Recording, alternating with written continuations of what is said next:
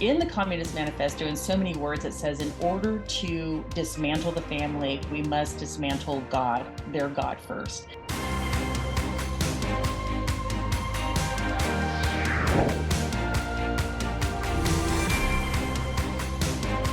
Welcome, everybody, to another episode of Conversations That Matter with me, your host, Alex Newman, Senior Editor at The New American. It's wonderful to have you with us. Joined today by a very special guest. Her name is Monica Cline. She is a former comprehensive sex educator and a Title X family planning training manager. She was trained by the LGBT community and by Planned Parenthood, the largest abortion provider in the country, funded, of course, by your tax dollars. Also, by the way, a lobbying powerhouse. Maybe we'll have some time to talk to Monica about that. Her career in HIV prevention education, comprehensive sex education, we call it CSE, Title X training management, lasted over a decade. So she is very experienced. She knows exactly what she speaks of, but she came to find out that her mentors, serving the marginalized, meeting them where they're at and then just leaving them there, she was unhappy with that. And so she left. She became a Christian, and her personal story is absolutely fascinating. She started questioning this CSE stuff and the impact on the family. Monica, it's an honor to have you. Thank you so much for joining us. Walk us through kind of your experience. What were you teaching children? How were you trained? And what was it that finally caused you to say, wait a minute here, this is not right? Yeah, well, I think it's always important to say, because so many people are easily deceived today about comprehensive sex education, that I went into comprehensive sex education thinking that I was truly helping people.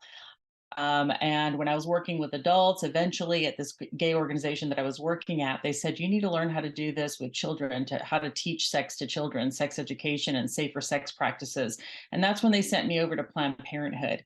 And boy, Alex, that I really learned and at the time I didn't realize it because I trusted the experts, but I really started to it's really what they were teaching me was just this objectification and dehumanization of our children. They have a very distorted view of children, believing that they have sexual rights from birth, that children have sexual rights to sexual pleasure, and that is exactly what Planned Parenthood was teaching me. They changed the words a little bit. They make it sound like it's compassionate. They make it sound like we're helping kids who have parents who are neglectful. And so they do a really good job of convincing adults and children that this is actually healthy education. But really, what it's doing is it's drawing both children and adults into high risk sexual activity that just compromises their body, their minds, and their spirits. Talk to us about how that process works. I mean, how do these lessons get kids involved in sexual activity? I mean, I remember my experience as a kid, but just explain kind of what is it that these children are taught nowadays that causes them to want to get involved in sexual activity before marriage, before the appropriate time. Yeah, well, what they do is that they have amazing education and counseling skills. These educators go in, and the first thing they're going to do is build a rapport with children, make sure that these children believe that they are the trusted adults in their lives. And that they can share with them all the things that they're afraid to share with their parents, all the questions that they're afraid to ask their parents. This educator that's in front of them, the authority figure, the expert, can now replace the parent and teach them the things that they're afraid to ask their parents about. So they build that rapport with them. Now, one of the things that Planned Parenthood taught me, which is still the exact same thing that they're doing today, is that they know they have to break down the inhibitions of children. So instead of going right into talking about sex, they start exposing them to terminology, like an icebreaker where they get them to talk about or to shout out all the slang terms of body parts and sex and things like that. And so that's really the beginning of reducing their inhibitions, helping them to start change their attitudes and their beliefs about sexual intimacy, changing it so that it's not about marriage or a commitment, but instead that it's all about pleasure and really objectification. And that's the beginning. They have to and that's really what my instructor told me, is like, we have to break down their inhibitions so that you can actually introduce them to sexual activity. Yeah. So, what was it, Monica, that caused you to start wondering whether what you were doing was right? Because I mean, you said, you thought you were doing well, and I'm sure that's the case for the vast majority of sex educators. They think they're going in there and they're helping these kids. We don't want STDs to spread. We don't want, illegitimate, or what do you call them now, unwanted pregnancies. What was it that caused you to start wondering whether this was appropriate? It was several things, but I think some of the most prominent things are just what the teenagers were telling me, kids as young as 13, where really during these activities or during, sex education courses, they were really admitting that they felt that this was the expectation, that they had to be involved in every type of sexual activity. And so when they started asking me questions on how to improve their activities, how, they were really revealing to me that they didn't like the activities that they were involved in. So they were trying to ask me how to improve them so that they might like it. And that was like one of the key times where I realized these kids think that they have to do this. I let them know they didn't have to do anything. And that, I mean, this one little girl raised her hand and said, "Ma'am, no one's ever told us that. No one has ever told us that we don't have to be sexually active." So that was number one. Number two, it was Planned Parenthood themselves admitting to me that they didn't believe girls who were having sex with adult males were being trafficked or that it was statutory rape. They believed that these girls were consenting to sex with adults and that it was their right to do that. And Planned Parenthood said that they would support them. So they refused to identify victims of human trafficking because they didn't view them that way. And they were going to continue to enable, these adults who were taking advantage of young girls. Yeah, and as I've been reading through Planned Parenthood literature, that theme comes up over and over again. The idea that children have sexual rights and that everybody's bound to respect these sexual rights, and that they get to, as long as they consent, then anything goes. And I mean, by anything, I'm actually talking about adult activities with children. This is, of course, a crime in every one of our states, and yet Planned Parenthood is encouraging this, is legitimizing this.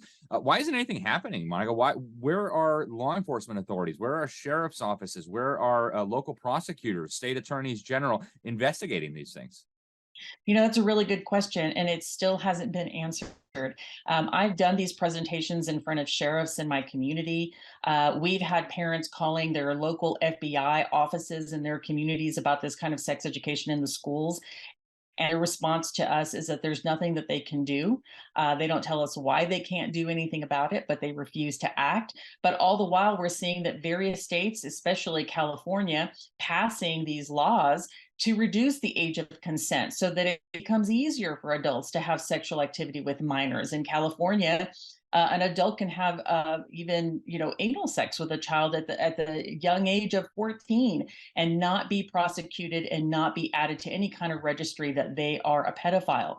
And we're seeing that this is something that parents need to be looking at in their states, that they're attempting to reduce the age of consent, the age in which a child can consent to sex. This is very, very dangerous. Yeah, it is, and it's coming very, very rapidly. I've seen. I actually a mother in California sent me a video where she confronted an assistant superintendent of curriculum. Why are you teaching my kids pedophilia? Why are you teaching them about adults having sex with kids? Well, it's very important. Different sexual orientations have existed in throughout history. Truly grotesque. Monica, I want to ask. We've only got a couple minutes before the break, but one of the things that I met another sex educator. I was out on a speaking tour, and she a similar experience. She was teaching this stuff. She believed it was good. She became a Christian and realized how horrible it was. She gave me these books. Truly incredible, by Melvin Antchell, doctor. He worked on a commission that the DOJ put together on pornography and obscenity. And one of the things he says is that especially young girls are really, really reluctant. They have kind of a natural inhibition to participate in these types of things. And yet the sex education classes make them feel like it's obligatory. You touched on that a little bit, but go into a little bit more depth. How do they get these young girls to start thinking that they have to basically have sexual activity, sexual encounters with boys before they're married? A lot of it is just the way that education is provided. They were taking me into public schools, or maybe it's a community center, and it's just stated very matter of fact. It's something like, I bet you guys are noticing, boys now, or you're interested in romantic activities now, and you're getting crushes. And so then they just slowly start working that into sexual activity, oral, anal, vaginal. They talk about all of it. They introduce them to every possible form of sexual activity. And this normalizes it for the girls. They start to think, well, I guess this is what's expected. It's no longer about holding hands or going to a movie anymore. Now it's gone to the next level. Yep. And one of the things that Dr. Anshel writes in here is that this is just devastating for children, for little girls, for their whole lives. It's going to affect their marriages, their future families. We're going to go to break in just a moment, folks. And when we get back on the other side, we're going to talk to Monica Cline some more, especially about what is the real agenda. Why are these people so insistent on sexualizing our children in public schools? So stay with us. We'll be right back here on Conversations That Matter with Monica Cline. They say I'm part of a global plan. I don't think so. It's too hot, it's too cold. You know what? The weather changes. Here's the news, Dad. Nope. It's hard to tell what's real and what's fake these days. Ditch the fake news and always get the truth. Go to thenewamerican.com. Monica, I want to ask you about the deeper agenda here. I mean, I think every normal person has kind of a repulsion at the idea of children being sexualized, but what is the motivation, do you think, behind, not the average sex educator, people like you who think they're helping these kids? What is the motivation behind the people at the top, right? The SICUS people, the Alfred Kinseys, the government people that are funding all this? What do they really want? Oh, goodness. You know, as I did my research afterwards, wondering how did this happen? Was I deceived? And what's the end goal? And what I came to realize, actually, I read the Communist Manifesto. And when I read the Communist Manifesto, all of a sudden it all made a lot of sense to me. It's all about ending the privatization of business, the privatization of land ownership or any ownership. And in the end of that, I also realized it was the end of the private family. And in the Communist Manifesto, in so many words, it says, in order to dismantle the family, we must dismantle God, their God first. And so it's really about taking all of that down and dismantling the family. So they are against the traditional family. We saw Black Lives Matters talking about that. They pulled it off their website. Perhaps it's back onto their website. They want to destroy the nuclear family. They want to get rid of biological mom, dad, and children. We know that that's order a family, the husband, the wife, and the children, with the children directly underneath the parents, not over to the side like an arm where the government can intervene. No, they're directly underneath the authority of their parents. But this, whether it's sex education or even our education system today, is all about removing the parent and having the state over the child. And that's what I'm seeing over and over again, not just in sex education, but we can see it social emotional learning. You can see it in the government's plan with the whole school, whole community, whole child initiative, which is really where the school now provides everything for the child, and the parent doesn't need to be a part of that. You go to the CC website and look at that program. They have a virtual school where they have a doctor's office, they have a mental health person, they have a dental office, they have the children's medical records. They're giving them free lunches now. The only thing that's missing, Alex, is a dormitory for the kids. That's the only thing that's missing.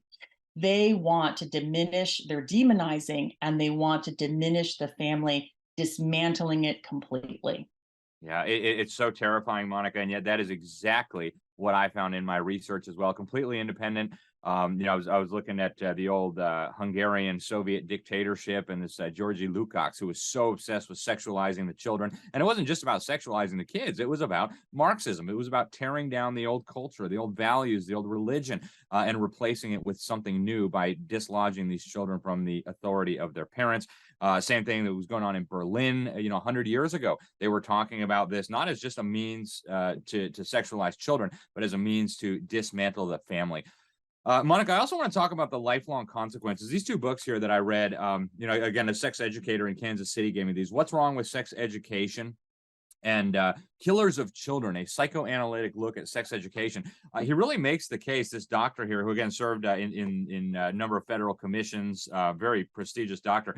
He said that these getting children involved in sexual activity early really produces lifelong trauma, lifelong consequences that's going to affect the future marriages of these children, assuming they get married. It's going to affect their relationship with their children, with their future spouse, and that's going to be something that's going to haunt them for the rest of their lives.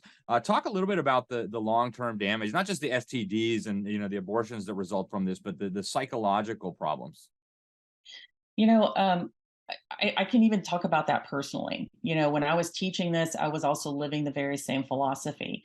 And what happens in the mind of a person that's going through this is that because this education is so dehumanizing, you're treating yourself and others like an object. And then it becomes a natural next step to dehumanize the preborn child. So now we're killing off our own children, our very own blood.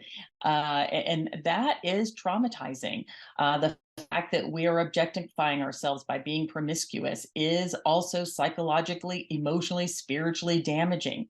I will tell you, Alex, that there were moments where I would get depressed and down about the things that I was involved in.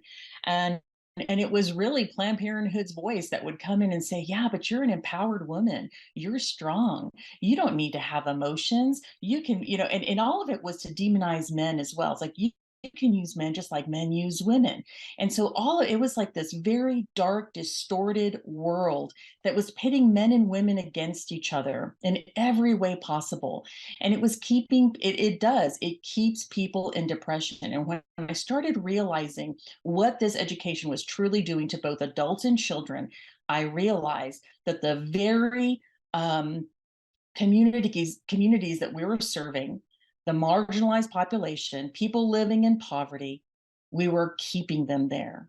We were keeping them impoverished, not only financially, but emotionally and spiritually. These programs going into these communities, evidence-based interventions, they have one goal. Supposedly the one goal is to use condoms consistently. That's it. It doesn't address the person. It doesn't address the heart or the mind of the person at all. They don't care. I had women coming in who were, working as prostitutes, and they would tell me, I'm not using condoms because I get more money not to. If I have one child, I get food stamps. If I get two children, I get a place to live. And so basically for them, these evidence-based interventions were a joke to them. They were just there for the incentives that the government was giving them. And all the while, we're just watching these communities die off in front of us. And the government is doing that. And that was one of the main reasons that I left, is that realization that in a personal story as well, is that these evidence-based interventions meet people where they're at. So it's true. Do they judge people for living the way they are, making the choices that they're making? No, they don't. But they also just leave them there. Completely different than spiritually. Let's say when God intervened in my life, he met me right where I was at. He wasn't treating me terribly. He didn't shame me. He met me where I was at, but he said, I have something better for you. And that's what we need, Alex, not only for our own children, but for our country and even across the globe, because Planned Parenthood is all over with the world, with UNESCO and the World Health Organization. They're spreading this all over the globe, destroying individuals, families, and whole communities everywhere. We need to change this. Yeah, I couldn't agree with you more. And, the Planned Parenthood Federation, the international one, they even got exposed in congressional testimony working with the UN Population Fund on China's one-child policy, forced abortions. I mean, it's just barbaric beyond anything that people can imagine. Monica, we're almost out of time. I do want to tell people you have a wonderful podcast. It's the Monica Cline Show. You were also featured recently in a wonderful documentary, The Mind Polluters. I was in that as well. I can't recommend it highly enough. The Washington Compost I saw just attacked us recently for that. So a big badge of honor. Monica, we're down to less than 2 minutes, but I want to ask you a question that I think is the most important of all of these. What do parents do to protect their children from this? And also talk for a minute, you touched on it, but the little girl, the little boy that got sucked into this and started living this lifestyle, how do you come out of that? After you've committed an abortion, you've had sex with a bunch of people, how do you get out of that and get your life back on track?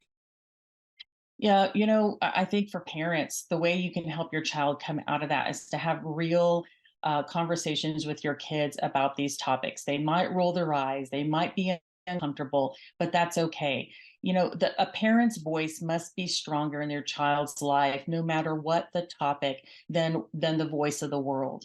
It is so important that this is the key. Parents are the key. There's a reason why Planned Parenthood is glomming on to the word parenthood and all of this, is because they know that parents are the key. And so mom and dads, you are equipped to to do this with your kids, to have these conversations and to lead them effectively, but you need to take action. You need to start asking questions, and you need to start listening and speaking truth into your children's lives. And it needs to be continual. It's not a talk. It's not the talk. It is a conversation that you have with your children, building trust and confidence within your family your entire lives.